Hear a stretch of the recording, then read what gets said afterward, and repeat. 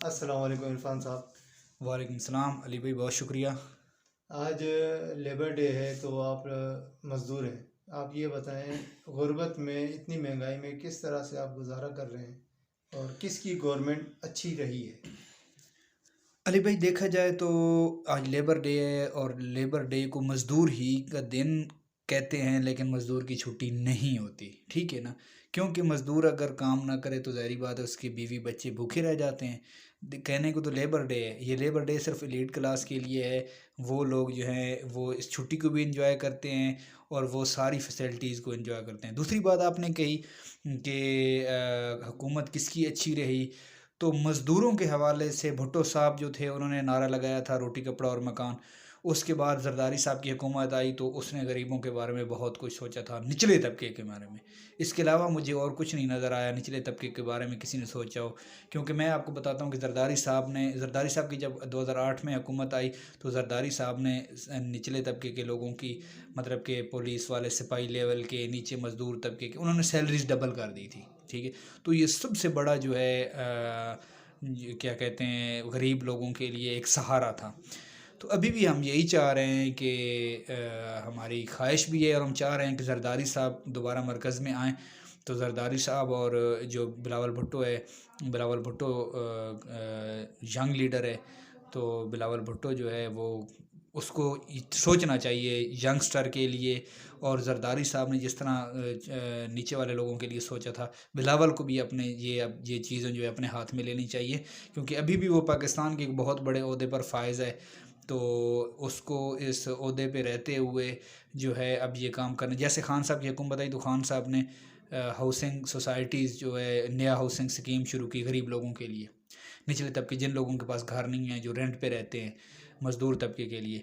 तो मेरे ख्याल में इस प्रोजेक्ट को अब इनिशिएटली अभी से जो है इसको इन्होंने अपने हाथ में लेना चाहिए, ज़रदारी साहब को और बिलावल भुट्टो को। अगर इन्होंने वफाक में कुछ करना है किसी के लिए तो ये काम इन्हें करने पड़ेंगे, मज़दूर के साथ खड़ा होना पड़ेगा ज़रदारी साहब को और पीपी को, मतलब कि पीपी को मज़दूर के साथ खड़ा होना पड़ेगा। अच्छा इरफान साहब, आप ये बताएं, ये जितनी भी पार्टियां हैं, नून लीग हो, पीपल्स पार्टी हो, पीटीआई हो, तो ये अपने वर्कर्स को किस तरह से देखते हैं और किस तरह से इनको अकोमोडेट करते हैं? आप क्या कहना चाहेंगे? अली भाई, ओवरऑल अगर देखा जाए तो मैं बज़ाते ख़ुद पीटीआई का सोशल मीडिया का बहुत एक्टिविस्ट हूँ और अहदेदार भी उनका हूँ, यूथ का प्रेसिडेंट हूँ।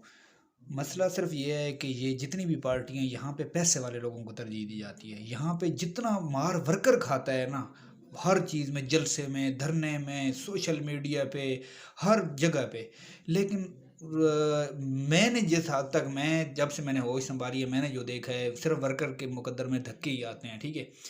अब इसीलिए मैं कह रहा हूँ बार बार कि ज़रदारी साहब जो हैं वो पहले जिस तरह उन्होंने गरीबों को सपोर्ट किया, बिलावल भुट्टो यंगस्टर है तो यंगस्टर को चाहिए कि कम से कम जो निचले तबके के नीचे जो वर्कर है ना, उनको ऊपर लेके आए, सोशल मीडिया की पावर उनकी जो है इम्प्रूव करे, सोशल मीडिया के लड़कों को ऊपर लेके आए, फिर जो है निचले लोगों की इमदाद करें, मदद करें ताकि वो आगे आएँ, तो तब ये मुल्क के हालात बेहतर हो सकते हैं।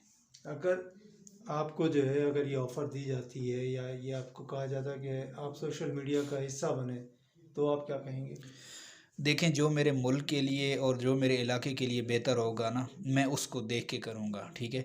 और मुझे देखें, मैं पहले भी ऑनेस्टली जिस पार्टी के साथ हूँ काम कर रहा हूँ, काम कर अपने मुल्क की खातिर काम कर रहा हूँ, ठीक है। और नेक्स्ट भी मुझे अगर किसी पार्टी ने कहा या मुझे लगा ये सही है तो मैं मुल्क की खातिर जो है वो उनके लिए काम करने के लिए तैयार रहूँगा। अच्छा ये बताएं कि महंगाई आप किस तरह से देख रहे हैं? क्या कम होगी या गरीब और बेचारा मारा जाएगा? यार, अभी तो जो देखने में आ रहा है मुझे नहीं लगता कि महंगाई कम होगी।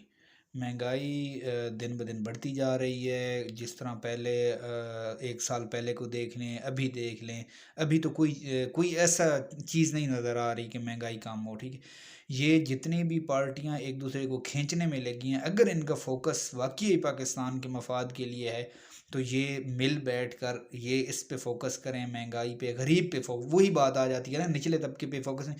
ये कानून आपस में लगे हुए हैं, एक दूसरे को जो ना पकड़े, कानून अपने चेंज करने जो इनको ना पकड़ सके, गरीबों पे कानून सारा लागू होता है, ये उस चीज़ पे फोकस कर रहे हैं। अभी तक इनकी कोई तवज्जो नहीं है महंगाई पे। अगर ये इस चीज़ को फर्स्ट प्रायोरिटी पे रखें तो ये भी कम हो सकती है। बहुत शुक्रिया।